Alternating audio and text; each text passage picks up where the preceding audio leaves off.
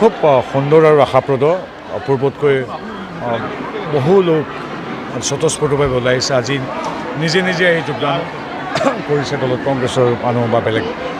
ৰাজনীতিৰ সৈতে জড়িত নথকা মানুহে যোগদানৰ কাৰ্যসূচী নাছিল নিজে আহি কৈছে যে আমিও যোগদান কৰিম সেইটোৱে কি প্ৰতীয়মান কৰে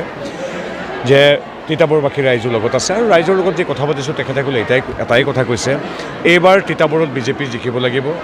কেৱল বিজেপিৰ বাবে নহয় তিতাবৰ বাবে এই কথাটোৱে আমাক আচলতে যথেষ্ট অভিভূত কৰি তুলিছে যে এইবাৰ বিজেপিয়ে তিতাবৰ জিকিব লাগিব কেৱল বিজেপিৰ বাবে নহয় তিতাবৰ বাবে তিতাবৰবাসীৰ ৰাইজো যথেষ্ট সচেতন এটা সময়ত ইয়াৰ প্ৰাক্তন বিধায়ক তথা সন্মানীয় প্ৰাক্তন মুখ্যমন্ত্ৰী স্বৰ্গীয় তৰুণ গগৈৰ প্ৰতি শ্ৰদ্ধা জনায় আৰু যিহেতু তেখেত ইয়াৰ মুখ্যমন্ত্ৰী আছিল ইয়াৰ পৰা গতিকে তাত তেতিয়া কংগ্ৰেছৰ অৱধাৰিতভাৱে এটা শক্তিশালী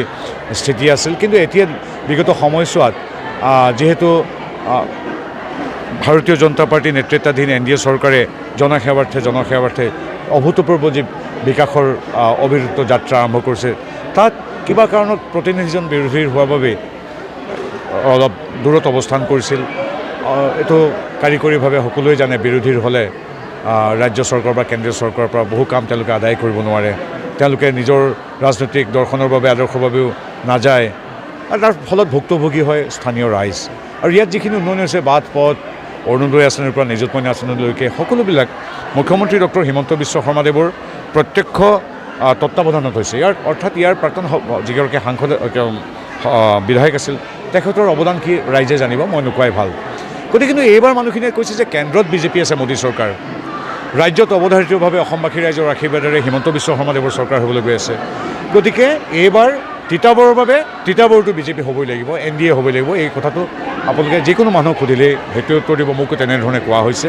গতিকে আমি ভাবোঁ তিতাবৰৰ প্ৰতিখন গাঁও প্ৰতিখন পঞ্চায়ত প্ৰতিটো ৱাৰ্ডত এইবাৰ ধীৰাজ গোৱালৰ সপক্ষে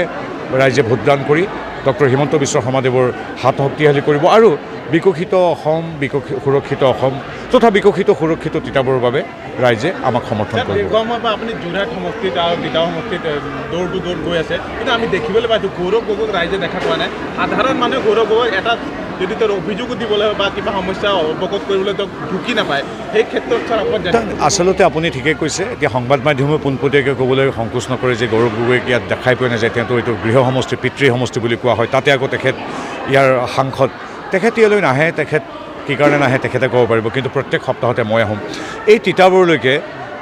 ধীৰাজ গোৱালৰ মই এইকেইদিনতে আমি কমেও 1000 লোকলৈ আমি মুখ্যমন্ত্ৰী সাহাৰ্য পুঁজিৰ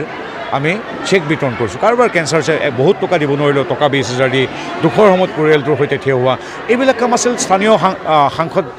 গৌৰৱ গগৈ বা স্থানীয় বিধায়ক ভাস্কৰ বৰুৱাৰ কিন্তু তেওঁলোক যিহেতু অনুপস্থিত সেইকাৰণে মুখ্যমন্ত্ৰী হিমন্ত বিশ্ব শৰ্মাদেৱ আৰু দিলীপ শইকীয়াদেৱে আমাক ক'লে যে ইয়াৰ অৰ্থ এইটো নহয় যে যোৰহাট লোকসভা বা আমাৰ তিতাবৰ বিধানসভাটো উন্নয়নৰ পৰা পিছ পৰি যাব যিহেতু সাংসদ নাই সাংসদৰ দৰে তুমি কাম কৰা অৰ্থাৎ মোক দায়িত্ব দিলে আৰু বিধায়কৰ যিখিনি অনুপস্থিত যিখিনি কাম আছে সেইখিনি কাম আমাৰ পৰৱৰ্তী সময়ত ধীৰাজ গোৱালা সমান্তৰালভাৱে কুমুদ কছাৰী বা আমাৰ যিসকল ইয়াৰ স্থানীয় যিসকল লোক আছে সকলোকে দায়িত্ব দিছিল আৰু মোৰ তত্বাৱধানত আমি বাট পথ আলি পদূলি আনকি অসম দৰ্শনৰ অধীনত 150 নামঘৰলৈও আমাৰ হাতেৰেই চেক হস্তান্তৰ কৰা হৈছিল যিটো কাম ভাস্কৰ বৰুৱা আছিল গতিকে হিমন্ত বিশ্ব শৰ্মাদেৱে এইটোৱেই কৰিছে কেৱল আমাৰ ইয়াত আলি পদূলি স্কুল কলেজ ইত্যাদি নিৰ্মাণেই নহয় আমাৰ তিতাবৰৰ নামঘৰটোৰ কথাও চিন্তা কৰিছে উপাসনাস্থলীৰ পৰা আদি কৰি চাহ বাগিচাৰ মাজৰ পথটো বা জগন্নাথ মন্দিৰটোলৈকে ভাবিছে গতিকে সামগ্ৰিক বিকাশৰ বাবে হিমন্ত বিশ্ব শৰ্মাই যিখিনি কাম কৰি আছে মোদী ডাঙৰীয়াৰ সহযোগিতাৰে তাত এতিয়া আমাক তিতাবৰত এজন মোদী আৰু হিমন্ত বিশ্ব শৰ্মাৰ প্ৰতিনিধি লাগে যি হ'ল ধীৰাজ গোৱালা এতিয়া আৰু বিৰোধীৰ মাজত থাকি জিন্দাবাদ মুৰ্দাবাদ দি চিঠি লিখা কোনো সাংসদ বা কোনো চাহাবী বিধায়কৰ প্ৰয়োজন নাই খাটি খোৱা মানুহ যি শিপাৰ সৈতে সংযুক্ত ধীৰাজ গোৱালাৰ দৰে প্ৰতিটো জাতি জনগোষ্ঠীৰ হাতে হাত ধৰি আগুৱাই যোৱা ধীৰাজ গোৱালাৰ দৰে যুৱ প্ৰতিভা যুৱ শক্তিক এতিয়া ৰাইজে আশীৰ্বাদ দিবলৈ আগবাঢ়িছে আমি কৃতাৰ্থ অভিভূত পুনৰবাৰ তিতাবৰবাসী ৰাইজক ধন্যবাদ জনাইছোঁ আপোনালোকে এনে সিদ্ধান্তলৈ আমাক আশীৰ্বাদ দিয়াৰ বাবে যে কেন্দ্ৰত বিজেপি ৰাজ্যত বিজেপি তিতাবৰটো এইবাৰ বিজেপি প্ৰাণকৰ্মী ডাঙৰীয়াও এগৰাকী ভদ্ৰলোক মানুহ তেখেত অৱশ্যে কি কয় তেখেতক হেৰি বুলি কোৱা হয় চাহাব বুলি কোৱা হয় কিন্তু তেখেতৰ প্ৰতিও শুভেচ্ছা আছে আমাৰ আৰু ভাস্কৰ বৰুৱা প্ৰাণকৰ্মী তেওঁলোকৰ মাজত যি কণ্ডল তাক মাতিবলৈ আমাৰ কোনো প্ৰয়োজন নাই আৰু ভাস্কৰ বৰুৱাৰ কথা একেদিনাই মই কথা কোৱাৰ প্ৰয়োজন নাই মোৰ জ্যেষ্ঠ ভাতৃৰ আমি যথেষ্ট সন্মান কৰোঁ, ভদ্ৰ মানুহ তেখেত। কিন্তু উপায় নাই, যদিও তেওঁৰ লগত মোৰ ইমান সম্পৰ্ক আছে, আমাৰ দেখোন আলি পদূলি বাট পথ স্কুল দলং এই অডিটৰিয়াম একোৱেই নহ'ল দেখোন কাম। গতিকে মানুহে আৰু তেওঁৰ নামত কিয় ভোট ক্ষয় কৰিব? গতিকে যিসকল ব্যক্তিয়ে ভাস্কৰ বৰুৱাৰ নাম এতিয়া উচ্চাৰণ কৰিছে এইটোৱে ক'ম, মহামূল্যৱান ভোটটো ভাস্কৰ বৰুৱাক দি নষ্ট নকৰিব, প্ৰতিটো ভোটেই মূল্যৱান। সেই ভোট দিয়ক মোদী ডাঙৰীয়া, হিমন্ত বিশ্ব শৰ্মাক, ধীৰাজ গোৱালাৰ জৰিয়তে। আৰু ভাস্কৰ বৰুৱাৰ প্ৰতি শুভেচ্ছা জনাইছোঁ, অলপ ৰেষ্ট লওক তেখেতে, প্ৰাণকৰ্মীক সহযোগ কৰক। কিন্তু প্ৰাণকৰ্মী আৰু ভাস্কৰ বৰুৱাৰ যি দ্বন্দ্ব, সেই দ্বন্দ্বৰ কথা পাতিবলৈ আমাৰ সময় নাই। এতিয়া আমাৰ এটাই কথা যে কেন্দ্ৰত বিজেপি, ৰাজ্যত বিজেপি, তিতাবৰতো বিজেপি। আপুনি বিচৰা বাতৰি পাব কেৱল নিউজ 18 এপত। নিউজ 18 এপ ডাউনলোড কৰিবলৈ স্কেন কৰক এই QR কোড। গুগল প্লে ষ্টৰতো পাব এই নিউজ 18 এপ।